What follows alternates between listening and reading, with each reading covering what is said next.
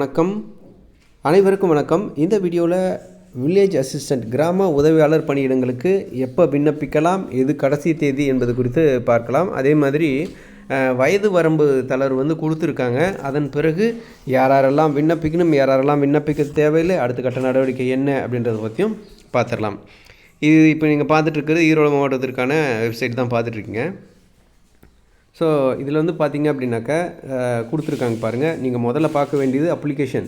இதுதான் application form. இதில் click பண்ணி நீங்கள் டவுன்லோட் பண்ணி தபால் மூலியமாகவும் கொடுக்கலாம், இல்லை நீங்கள் நேரடியாகவும் போய்ட்டும் விண்ணப்பத்தை கொடுக்கலாம்.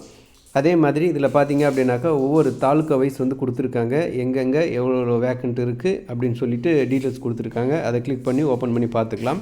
இப்போ முக்கியமாக தெரிஞ்சுக்க வேண்டியது என்ன அப்படின்னா, இந்த கிராம உதவியாளர் பணியிடத்தை பொறுத்தவரை, இந்த விஏஓ அசிஸ்டன்ட் கிராம உதவியாளர் பணியிடத்தை பொறுத்தவரை நீங்கள் அந்த குறிப்பிட்ட மாவட்டத்தில் வசிப்பவராக இருக்கணும். இதெல்லாம் தெரிஞ்சிருக்கும். இப்போ என்ன அப்படின்னாக்கா, ஆல்ரெடி நீங்கள் கிராம உதவியாளர் வேலைக்கு விண்ணப்பிச்சிருந்தால் மீண்டும் விண்ணப்பிக்க தேவையில்லை. இல்லை சார், நான் விண்ணப்பிக்கலை, எனக்கு ஏஜ் லிமிட் தளர்வு கொடுத்துருக்குன்னு சொன்னாங்க, இப்போ விண்ணப்பிக்கலாமா அப்படின்னா கண்டிப்பாக பண்ணலாம். ஸோ அந்த ஏஜ் லிமிட்டுக்கு சான்ஸ் இல்லாமல் அப்ளை பண்ண முடியாமல் இருந்து பார்த்தீங்களா, அவங்களுக்கான ஒரு வாய்ப்பு தான் இருக்குது. ஸோ அவங்க விண்ணப்பிக்கலாம். அதே மாதிரி இதுக்கு முன்னாடி விண்ணப்பிக்கலை, எனக்கு ஏஜ் லிமிட்டெல்லாம் இருக்குது, இதுக்கு முன்னாடி மறந்துட்டேன், மிஸ் பண்ணிட்டேன், இப்போ பண்ணலாமான்னா தாராளமாக பண்ணலாம். ஸோ அதனால் புதிதாக பண்ணுபவர்களுக்கும் சரி, அந்த தளர்வு வந்தவங்களுக்கும் சரி வாய்ப்பு உண்டு, மீண்டும் ஒரு வாய்ப்பு உண்டு. ஆல்ரெடி பண்ணவங்க மீண்டும் பண்ண தேவையில்லை, விண்ணப்பிக்க தேவையில்லை அப்படின்ற விஷயத்த சொல்லிடுறேன்.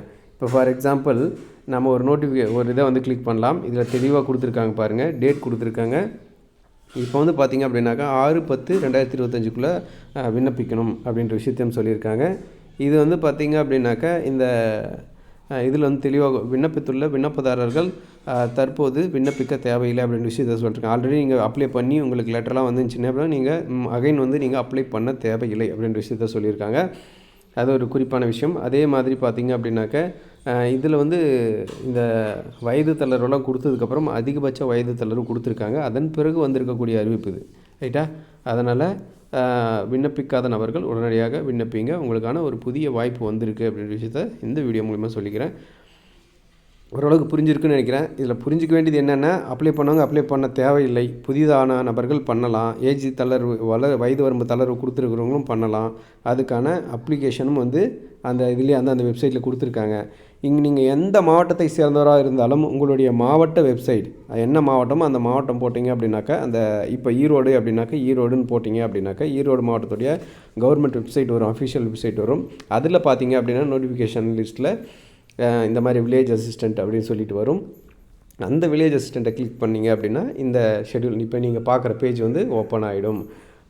So village assistant recruitment notification அப்படின்னு சொல்லி கொடுத்துருப்பாங்க. அதில் விண்ணப்பித்து இதில் இப்போ நோட்டிஃபிகேஷன் பார்த்துட்டிங்க. அதுக்கப்புறம் இதுதான் அப்ளிகேஷன் டவுன்லோட் பண்ணுற ஏரியா. ஸோ இதில் இருக்கக்கூடிய இந்த கிளிக் பண்ணிங்க அப்படின்னா அப்ளிகேஷன் வரும், அதை டவுன்லோட் பண்ணிக்கோங்க. அதை விண்ணப்பித்து ஃபோட்டோலாம் ஒட்டி தபால் மூலியமாக கொடுக்கப்பட்ட அதிலே கொடுத்துருப்பாங்க. அந்த அட்ரஸுக்கு நீங்கள் சென்ட் பண்ணிங்க அப்படின்னாக்கா விண்ணப்பிச்சுக்கலாம் அப்படின்ற விஷயத்த சொல்லி இந்த வீடியோ முடிச்சுக்கிறேன். நன்றி.